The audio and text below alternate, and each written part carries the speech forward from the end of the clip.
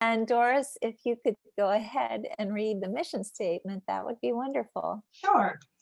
The mission statement: Helping Parents Heal is a nonprofit organization dedicated to assisting bereaved parents to become shining light parents by providing support and resources to aid in the healing process.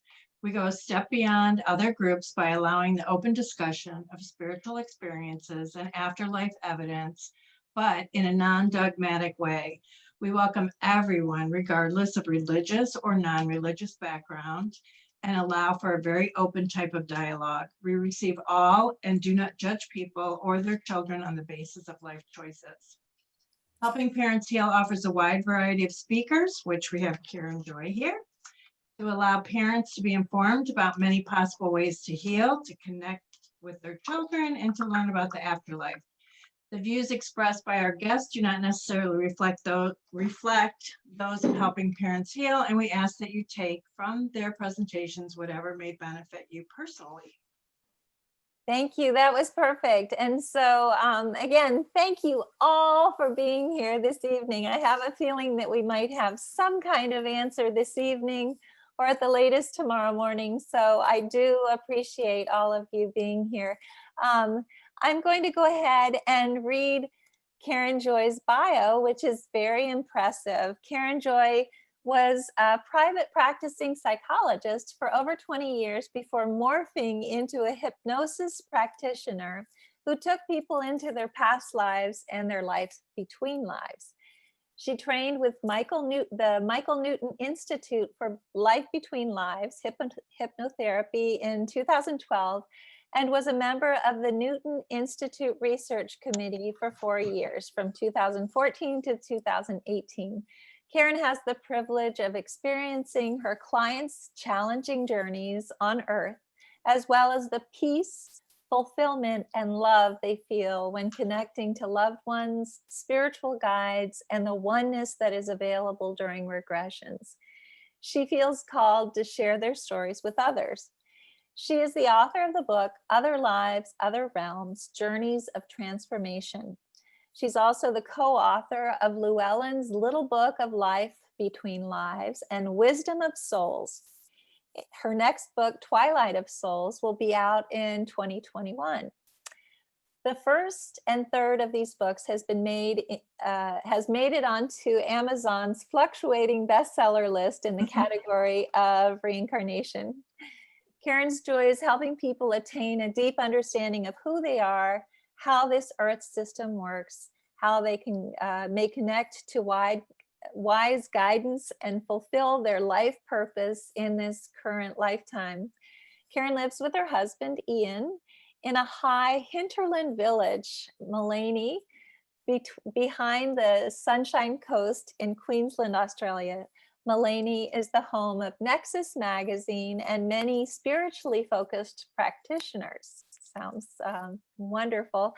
Her website is www.lifebetweenlivesregression.com.ua. Sign up if you would like to receive her popular blogs and notification of when her new book is available. So I'm going to go ahead, copy that, and place it into the chat box. And without further ado, please join me and Doris in welcoming Karen Joy. Thank you, Elizabeth.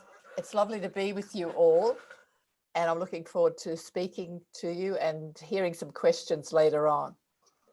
My spiritual journey began about 20 years ago, actually probably almost exactly 20 years ago, when a friend of mine who lives in the San Juan Islands, actually, American, was out here, and he introduced me to a particular book called Biology Revisioned. So he's a scientist. He's written several books himself. And he wanted me to read this book, and it made a big difference to me because up until then, I had been what we call an evolutionary psychologist. So that's like science-based. And this particular book just ripped the carpet, as you say, right out from beneath me, and I was floating there with no grounding at all, because it challenged my belief in evolution in the way that it had been taught to me, which is random selection. I don't want to go into a lot of details, but it just showed that there was a larger power, and it was a biology book, which was pretty interesting. So after that happened, I just madly read about 140 books that year, and I had to read some of them several times because, you know, I would read when I was looking for similarities between what they were talking about, so that I was trying to work out, well, what's going on? What's really going on? Is there something larger? And if so, what is it? And sometimes I had to read those books several times because, you know, you think, oh, no, this doesn't fit. And then later on you read more and you move along with it. So that's how it started. Now, that's how my journey started. And I did quite a lot of work then with I went to, I'm sure some of you have heard of the Monroe Institute in Virginia. And so I did their program and lots of other things that I did. So the reason that I was an atheist is probably because of my upbringing, which was pretty dysfunctional. An alcoholic father, 2 sexual abusers in the family, unfortunately, a mother who had mental illness problems. And so I was quite separated from myself. I repressed a whole lot of memories. And one of the abusers would be sitting in the church pew. So that Christianity and religion sort of was, you know, no thanks. And so that's the reason why I took that stance of being an atheist at all those years until 20 years ago. Yes, so just lost my train of thought for a moment, which happens. So I was curious about religion, and I did study when I went on eventually to study. I got married, had children, and then I went back to school and university in my 20s. After a lovely trip across your country. I've driven across America 3 times from one side to the other and back, and then again. And because my sister lives in Washington State, I've obviously been over there. Actually, I've lost count of how many times I've been over there. And so it's a beautiful country. I love it. And I'm following what's happening there very closely because of my interest. But so after that, I settled down and went back to school, and then went to university, didn't know what to do, and settled on psychology, not because I was strongly drawn to it, because I knew that when I left, I wanted to get a proper job.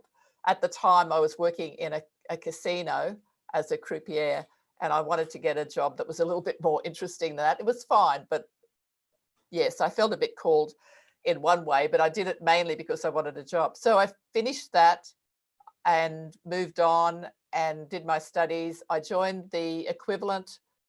I also studied law, and I joined the equivalent of what you have in America is called the IRS in Australia. And I spent 17 years in the Australian Taxation Office as an auditor and a manager and a junior executive before I decided to start my own business as a psychologist. Now, what happened before I started my own business as a psychologist, and I think perhaps some of you will relate to this, I had the psychology qualifications for some time, but I couldn't use them in counselling. And that's because of all that childhood problems and dysfunction that I needed to clean up. And so when I was about 41, I started remembering what had happened when I was young. I don't know if all of you believe in repressed memory, but that's what it was. And I think I worked at it. I think we work at repressing our memories. But anyway, it started to all come out as I was getting older. I think it's harder to keep these things down. And when I remembered all of that, it was very traumatic. You know, I loved my father. I loved my parents. I loved my grandparents. And it was very traumatic to remember what had happened. And I went through a healing process. I couldn't work for months. and gradually sort of worked through that, which has taken quite a long time. And then, of course, partway through that process, that's when I found this book, the biology book that brought me to a spiritual place. So I was pretty shut down, I think, to some degree, but then I was able to start my psychology practice, which I undertook. And gradually, actually what happened, this gets a little bit interesting. I started to have clients who would come in and I would ask them what the problem was. Quite often they'd start feeling emotional, maybe crying straight away. And I always went with the client with what they were doing. So I never pulled them out of an emotion. I went with it and asked them questions about how they were feeling and what was happening. And I started to find that quite a lot of them went spontaneously into what we would call past lives. Now, I didn't know they were past lives for sure, and you can never really tell, but they were wearing different clothing. They were, like the client reported, that they were wearing different clothing and different eras and such things. And then once we unhooked them from the problem that was related to their current life, they went away feeling very light. So that when I say I morphed, as Elizabeth said, into doing this regression work, that's the reason how I morphed. I was finding it was happening. Now in Australia, and maybe the same in some states in America, you're not allowed to do past lives. It's not one of the techniques or treatments that you're allowed to use. So I was in a bit of a sticky situation. So I was using two names. Eventually, when I started the regression business, I was using two names for a while, doing psychology and regression work, so that wasn't contaminated. But it happened so often in a psychology practice, I couldn't really do much about it. So to give you an example, I had one doctor who came to see me, and she was her husband was having an affair, and she was very disturbed and upset. And he hadn't broken off the relationship that he was having with this other lady. And she was allowing him to stay in the house. And she came to see me and said, she used to refer people to me. She said, I need help. And I said, so what's happening to you? And she said, I can't tell him to go. She had abandonment issues. So we went into the abandonment feelings, the feeling of what if you were abandoned. And she suddenly found herself in a situation as a young child with no parents. The parents had disappeared or left her or abandoned her, so she felt. And that was the relationship with the current life, of course. And so we worked through that and eventually found that they hadn't actually left her at all. They had died, and the family the extended family had told her that they'd gone away. Because in those days, this was about in the time of Jane Austen in the early 18th century, they didn't tell children these things, apparently. So when she came out of it, she didn't believe in anything. She didn't believe in any spiritual stuff. She was very science-based. And I remember her saying there how she felt so much better after we worked through all the emotion of this little girl who'd lost her parents. And she said, I feel so much better. She said, but that was very strange. I said, what was strange about it? She said, they were all in period costume. And I said, what do you attribute that to? She said, well, I don't really know, but I know I used to like reading about that era. So that seemed to satisfy her. So I never even had to tell her that we probably were in a past life. So that's the sort of thing that was happening to me. And then I I went and did a past life regression and a Life Between Lives regression with one of these practitioners from the Newton Institute, and felt called then to do the training, and gradually again morphed across into this work, which has made me very, very busy, because I'm not working full time, but it does take a little bit out of you doing the regressions. And so I pace myself, but I'm booked out months ahead now because it's very popular at the moment. Maybe you're finding that in your country, but my old psychology practice that I had now has got 14 psychologists and 400 people on their waiting list. And that's COVID. That's what COVID has done. And I imagine that's happening in America. Here, the government does pays for people to go to see psychologists. And in fact, I wasn't a psychologist. I left it, but they reinstated me and another 30 or 40,000 people who had retired in the last who had stopped the last 3 years because there's such a shortage of people in this country at the moment because there's so much anxiety. Is that something you're finding there? I think that everyone is finding that here as well. And I just, Yes. I think it's fascinating, this journey. I want to just point something out as you're speaking, because I know that everyone's kind of wondering. Karen is not a shining light parent, but she is a shining light aunt. And her Yes. sister lives here in the States. And I feel very grateful because we're going to be able to hopefully welcome her to Helping Parents Heal as well. And so I don't know if that's something that maybe you could talk about. Have Yes, you yes, done yes. any past life regression with your sister? Is it something that's helping her on her journey? No, I haven't done that with her. I did see her in Finny and her son, who was 36, nearly just a week off 37, died in 2014 from a drug overdose. It's a little bit of a sad story, but I'm happy to tell you about it. Colleen had been, my sister's name's Colleen, she'd been trying to get him onto Obamacare at the time. And so she would tell him every now and then that he should get onto Obamacare. Well, finally he did it this day, and he went off, he went and got on Obamacare and told her that he did. I know this is a terrible story really for any, but he then went and sold the drugs that he got from the doctor and bought he'd been off the drugs and bought some heroin, and that's how he died. He overdosed. He was in the shower. I think he realized something was wrong. So that was very disturbing for her, I suppose, because she sort of felt a bit of an agent in that, but she's worked through it. She's doing so well, and she's got, her other son has had a little child since then. Finian came to me actually when I was in America in 2014, and he'd passed for about 6 months at that stage. And I was in San Francisco. Actually, I was very sick. I was sitting in a hotel while my husband was going off to Alcatraz and all the other nice places in San Francisco. I had been there a few times before, but he was having a fun time and I was being unwell.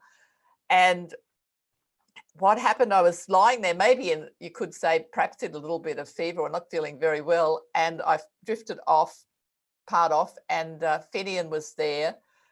And he was in a bar, and I said, Finian, what are you doing here? I remember how he was dressed. It was so clear. And I said, Finian, what are you doing here? Don't you realize you're dead? And he said, no, that was a ruse.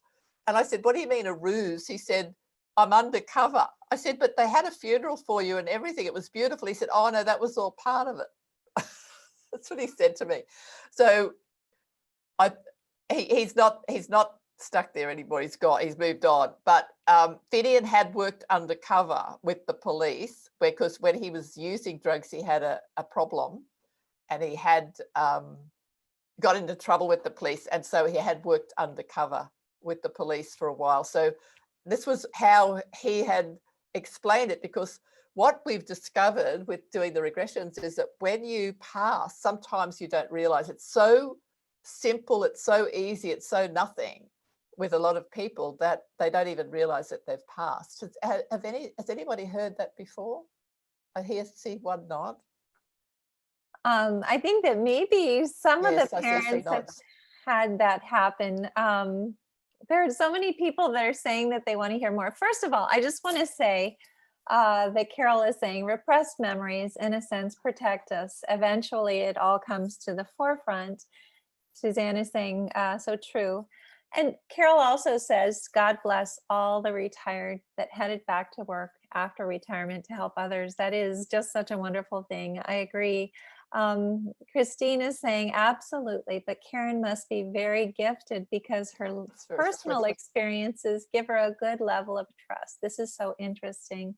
And Kate's saying, I agree, fascinating, want to learn more. Yes. So I've interrupted you in your story. Maybe you could continue a little bit and Yeah, tell us more. that's fine.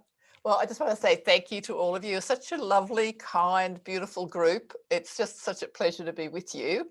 I can feel that lovely energy.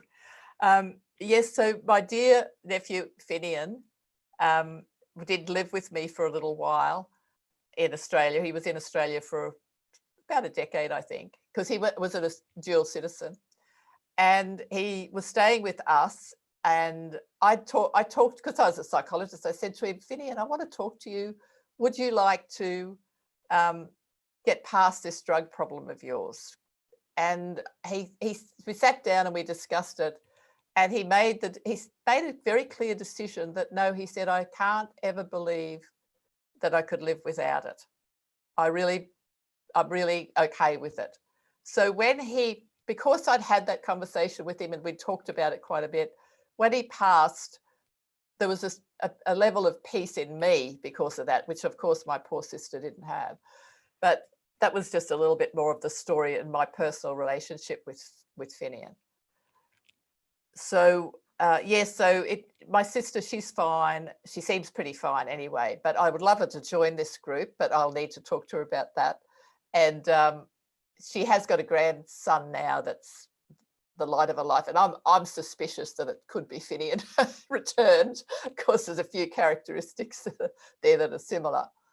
So how are we going for time? You tell me when we're going to do Well, questions. let me just ask you a few other very quick questions based on what you said. First of all, Roseanne is affirming, I was told by a medium that my son did not know that he passed until he saw my father.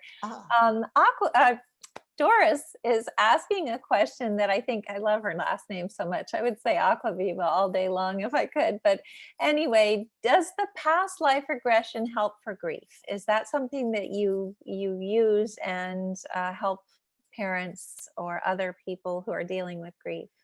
It can help, but I'll give you a story in a moment about that. But it can help, but I don't know that you can get past the sadness without grieving, crying, and doing a release. But it can help to know, we've got a physical body and we've got to work with that body, I believe.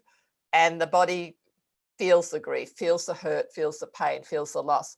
But it does help to alleviate it when you know, which I'm sure some of you already know, when you know that they're still around. Yes, well, I thought about, before I came on, about maybe a story that somebody came to me. It was probably a life between lives, which is similar to a past life. It's just that you move up to the higher realms and talk to your guides, but you do talk to the guides in the past life as well. And so I'm a bit flexible the way I do the past life and the life between lives anyway. I sort of leave it up to the guides, and quite often they take you up anyway. But I did have one lady come to see me, and it did seem to help a lot. And I thought I might give you that example because that was pretty dramatic. She had 2 children and was separated from her husband, but he was living in a smaller building, like a granny flat type thing on the property. So they were living on the same property but separate, and the children would spend the weekends or whatever with him, or a night here and there. And the children were under 10, like about 9, I think, and a few years younger, a girl and a boy. And what happened, it's a bit of a sad and shocking story, but what happened was he was very depressed. And one day she was going out at 7 o'clock. She would open the door, and it would make a noise, this door. She would open the door to go out and get the children ready for school. And so I think it was 7 a.m. And so she opened the door and she walked out. They would hear this door, she said. And then she decided, no, I'll text him and tell him to send them across. For some reason, she changed her mind. And while she was inside, there was this huge explosion, and he had blown up himself and those 2 children. I know it's a shocking story, and it was shocking in this country too. She came to see me heard about me somehow and came to see me 6 weeks later. That's quite early, you know, after a loss like that. And she did connect with those children. She connected with the eldest one. And I mean, it was such a moving session that she was with them. Both of them were there, and they were saying to her, compassion. The little girl was saying, compassion, mum, have compassion for yourself. But we had already done a past life. In the past life, she had been, I don't want to upset anybody here because there's all sorts of different past lives, and this isn't necessarily typical. But this loss was somehow to do with her, because the past life she had been in an abusing situation. She'd been an abuser in that past life, and the children were involved. And that was a bit shocking, but she took that. And I believe that the children and the regression came through to open her up, because she said she'd been very shut down. Her heart had been shut down. It was all about opening her up. But when she did ask the guides for why were the children taken from her, they actually said, we can't tell you that at this stage. You may be able to have that later, but at this stage we can't tell you. So they wanted her to feel this grief and to open up, and the children were sort of saying that too. So maybe it was about that, or maybe there'd been more to it, I don't know. But that was a very sad story. But the children came through, and there was just so many tears. Like all of us, including me, were all in tears, because it was so beautiful that she was connecting with the children again, and they were fine. They were fine. They were happy. They knew they were going to have short lives, and it was all okay. Could I ask you a question that's kind of related to that, slightly? Suzanne is asking, I'd like to know more about your studies with Michael Newton. What I don't understand is how we would continue to change places, keep signing up for this. I know it's for growth, but this life is the toughest one. So I know it sounds almost like you're saying it's a kind of situation of karma from what happened from a past life. Is that? It's not really karma. I think we get karma mixed up. It's not about punishment. It's about the two sides of the coin. So if I've done something mean to somebody, and if we do something mean to people, at some level of our being, we do not know the effect that we're having on that other person, those people or persons. So we're sort of shut down to it. We're like ice. Icy people, like these really awful terrorists, are like ice. You know what I mean? Their heart is closed, they're shut down. Now, when we have that, how are we going to understand what it's like to be on the other person, the person's side that it's happened to? The only way we can really understand that is to go through the experience.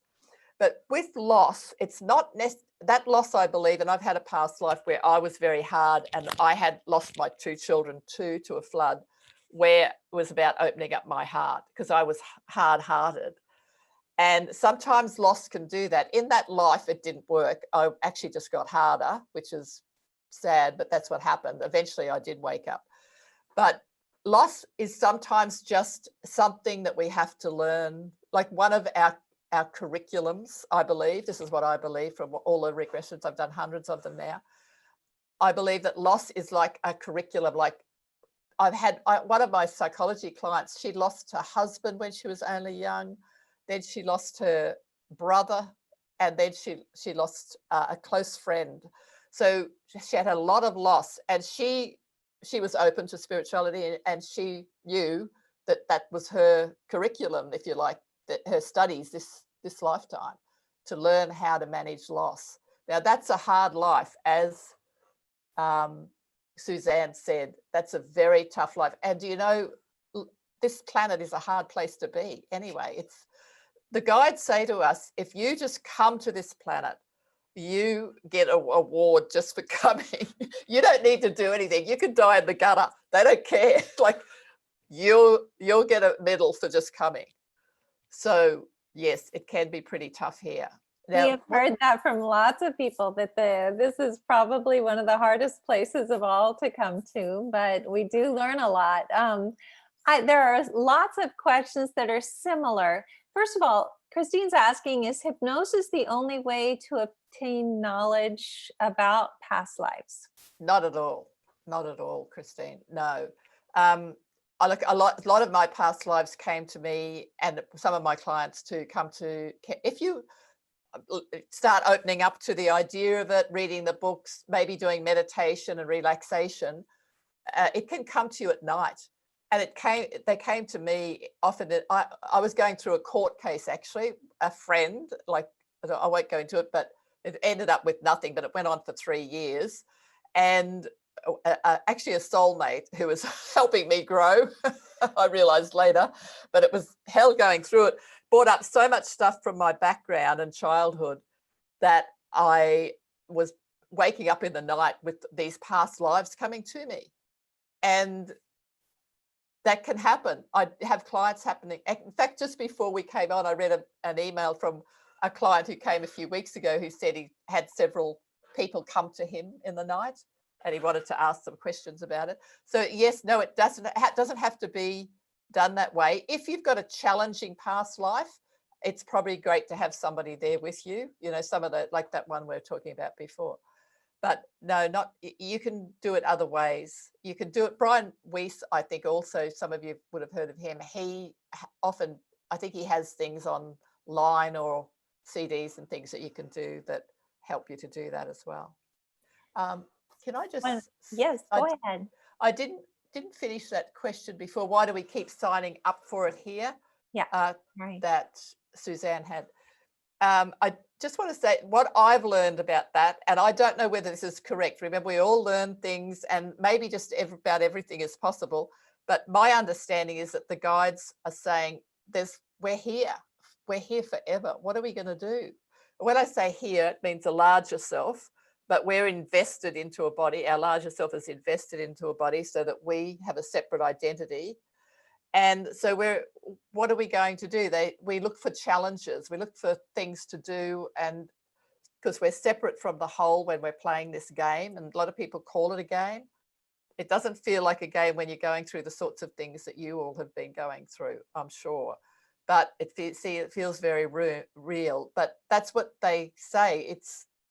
That's what I understand. That's something to do. And if everything is beautiful all the time, and I think you would know this, if everything's perfect all the time, we get quite bored, and we'll even start creating some sort of drama or problem. So it's that contrast. And I think a lot of you know that already, but that's what it is, yeah, that I've understood anyway. That sounds very right. And I think that all of us here have one foot here and one foot over there already. And we go there at night, and we go there sometimes even during the daytime. Anna is asking, how long do you suggest that we should wait before having a past life regression after a child has passed? And actually, I just want to qualify that.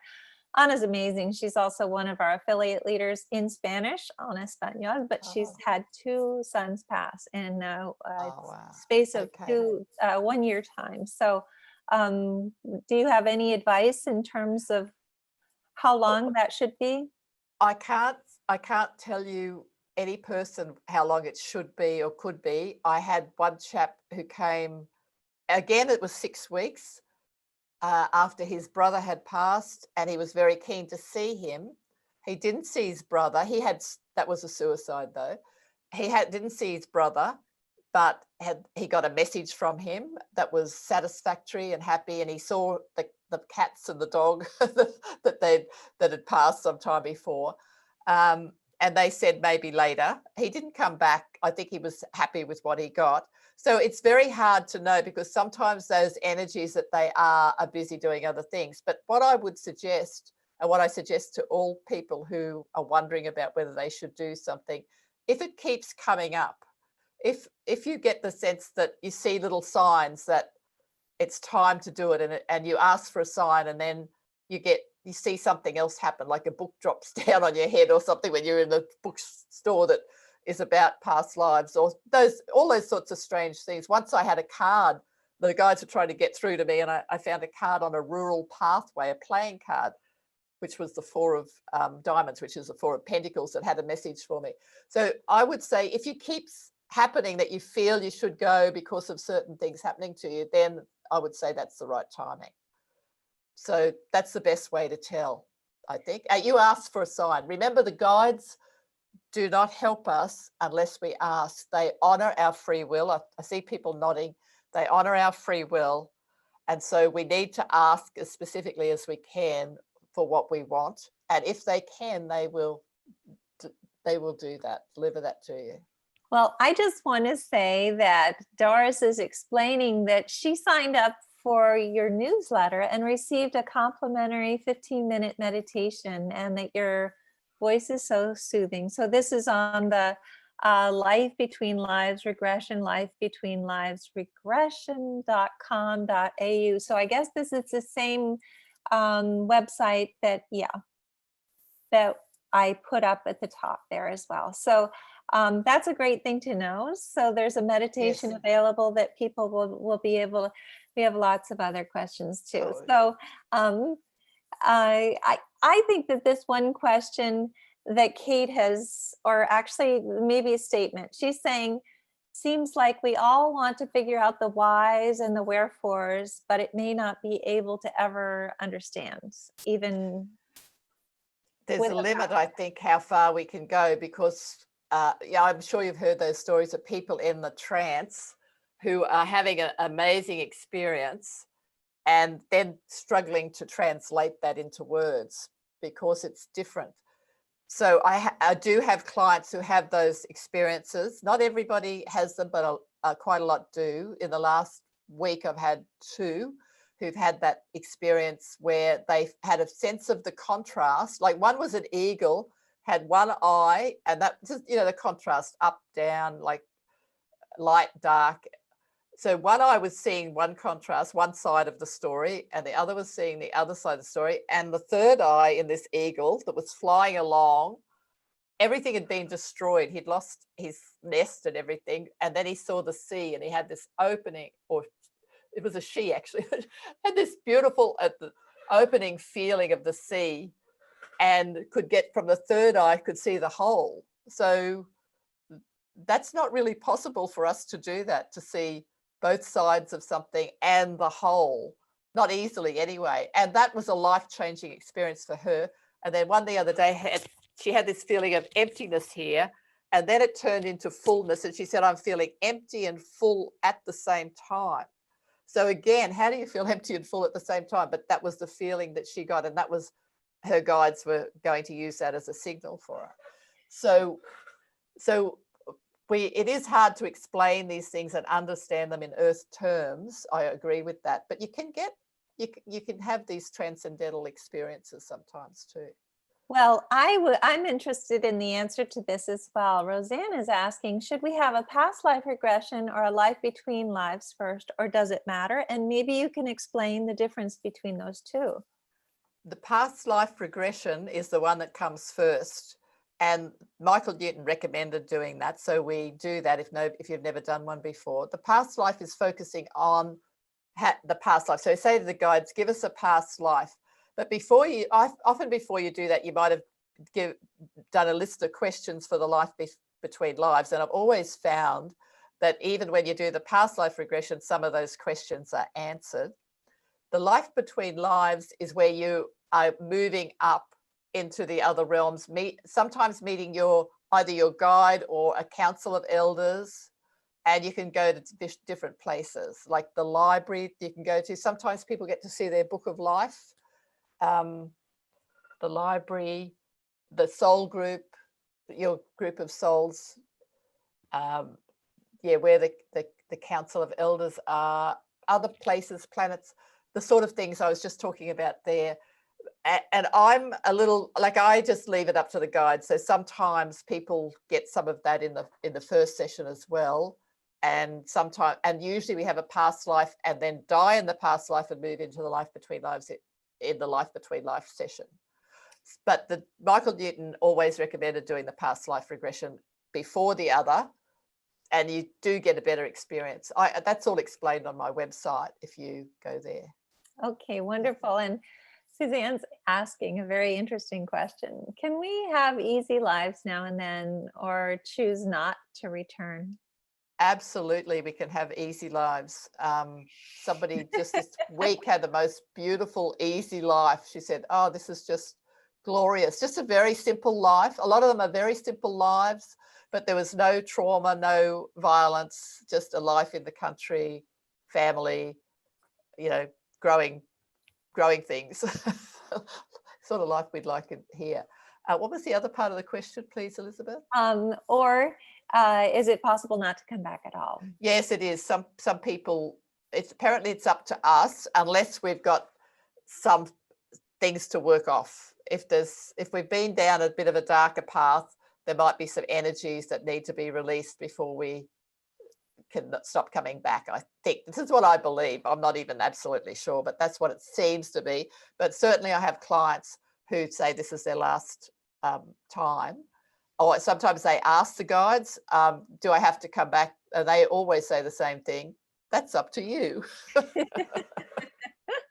Well, that's nice that there's free will. Carol's asking, well, she's kind of stating something. I think this is interesting. I lived in New Jersey for most of my life. While there, my husband and I would visit Lancaster, Pennsylvania. Every time we visited, I would tell him, I feel at home here. Fast forward to 6 months ago, I had a past life regression and I was told I was Amish in my past life. And I said, I knew I was. There you go. That definitely happens. Yes. It's happened to me once. I was in Dresden in Germany, and as we drove in there, I couldn't breathe. I didn't know why at first, and I just kept saying, I've been here before, and that was my previous life, because I lived in Germany. Yes. That's amazing. So I think some of you will have had that happen too. I'm sure that does happen. Yes, I see some nods. Yeah. Claudia is saying, I agree. I only got an appointment with the medium in 2021. I started to talk with Emma and I asked her if she thinks she would like me to go to a medium to make it happen earlier. I started seeing 1212 on my phone very often. And soon after, the lady texted me and said she had a cancellation for 1212. This is how I got to first go to a medium and connect with my daughter. So I think that's beautiful that obviously her spirit guides and her daughter were in charge of that. Absolutely. That's a beautiful synchronicity, as Kate is saying. And so Suzanne says, so in our next lives, we're getting manicures. Is that right? We're all going to sit around getting manicures and pedicures. We could. I'm going for an easy one next time. That sounds fun. The reason why people have difficult lives often is because we want to progress. That's what we seem to find out, that we take, but you know what it's like. You never, sometimes you can bite off a bit more than you can chew easily. So we plan our lives, we learn how to plan our lives, and that's how we do that too. Darcy's asking an interesting question. Can the Council of Elders tell us why our child passed before us? Before we did. Yeah. I've got you. Yeah. Well, often yes, they can tell you that. I can't say for sure, because sometimes it depends on the agenda, it depends on your purpose and a lot of things. But what I've found is that if they can, they want to tell you if they can. If they don't, it's because there's a good reason that they don't. That's all I can say. So interesting, because we have people saying that they would definitely come back. Others are saying they're done here. They're ready to go. Mary's saying, I feel so strongly that I do not want to come back. Will this feeling or consciousness stay with me on the other side? Or will it maybe change? Will once you get over there, all of a sudden you'll say, oh gosh, I really want to go back.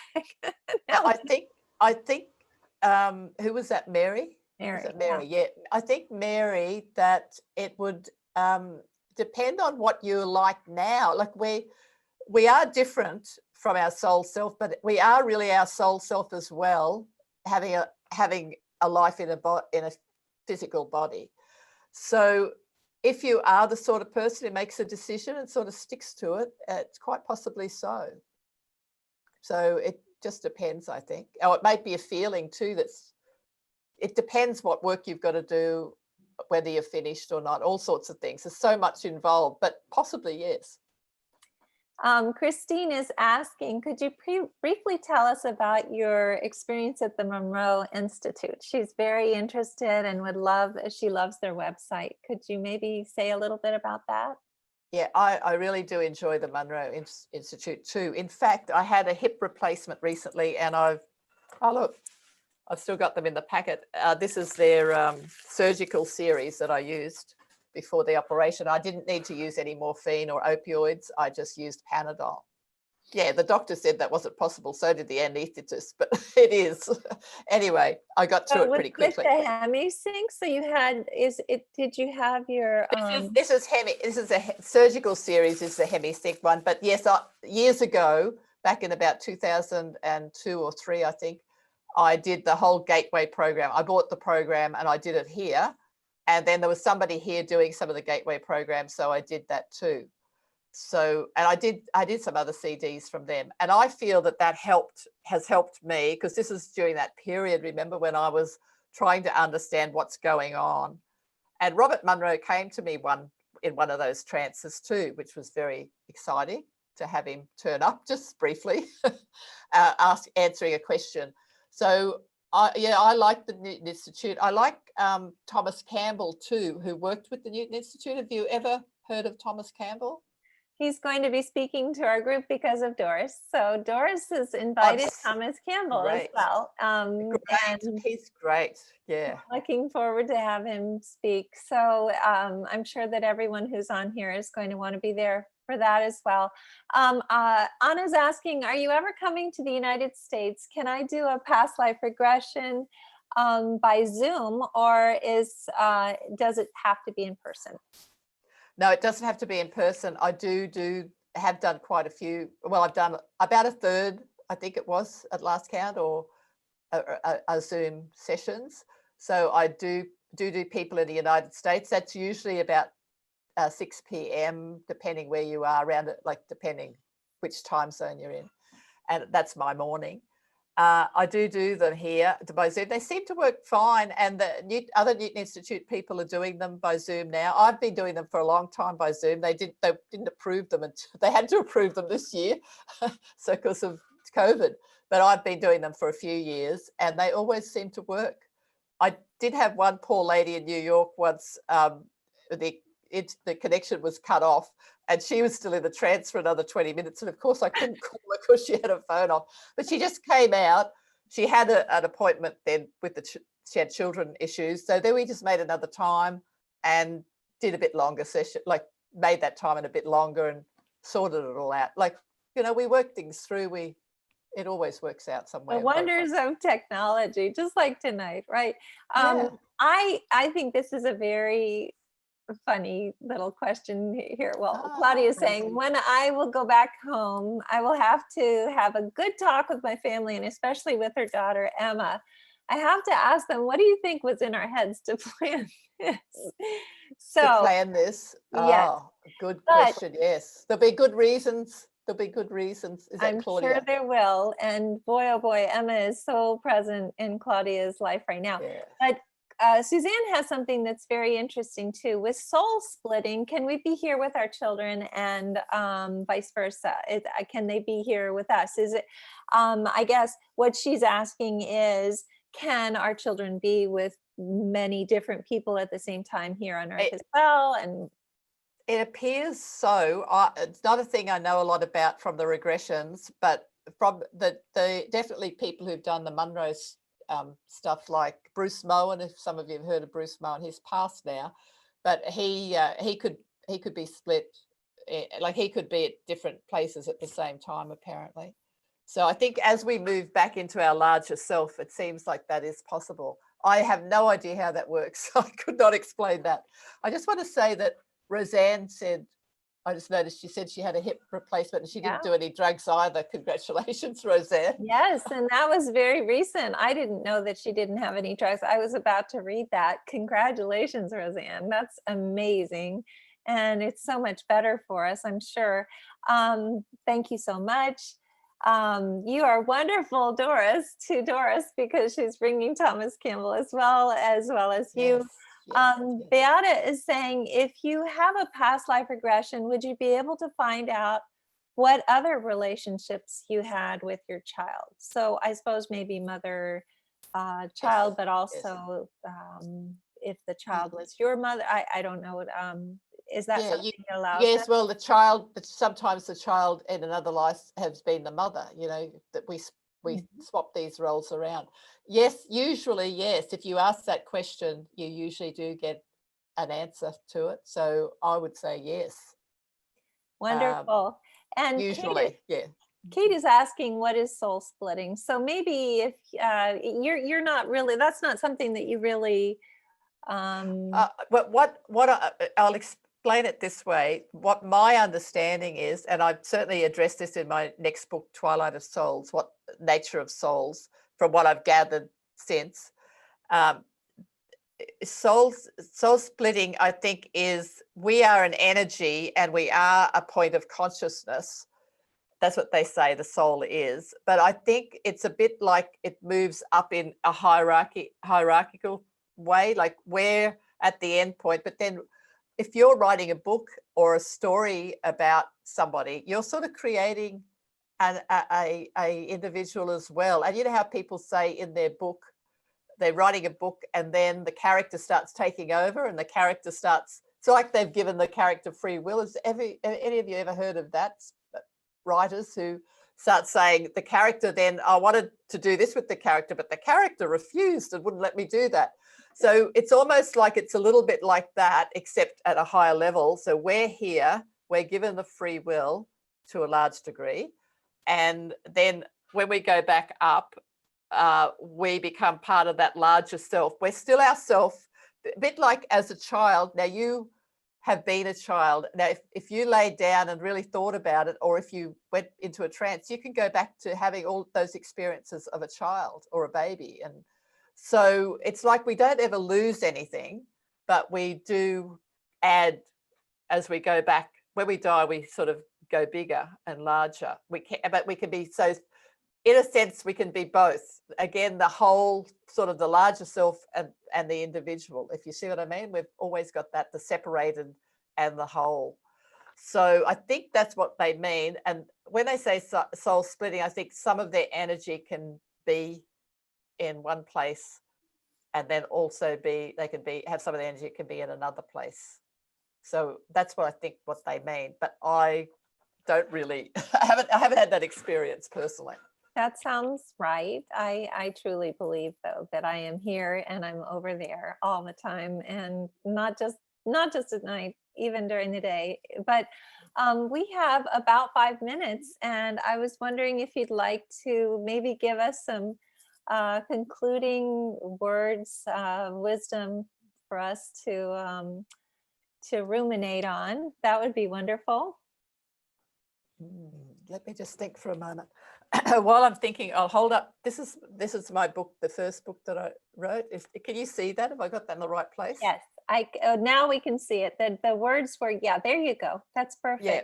So I just thought I'd show you that. And I don't know whether I should tell you, don't tell anybody, but I have got a contract out there for my next book to be published in America next year.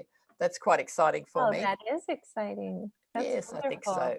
So some parting words. Whatever, I don't know where everybody is on their journey with what you've been through. I think this is what I would say to you. I think if you're not already connected to your guides, that would be a good thing to do. And I like I said, on my website, there's that, if you sign up, you get that little recording, but you don't have to use that. There's many ways to do it. And I think opening up to the idea that you can connect to your guides. And sometimes when we have a down or a loss, once we sort of start to, that can open us up.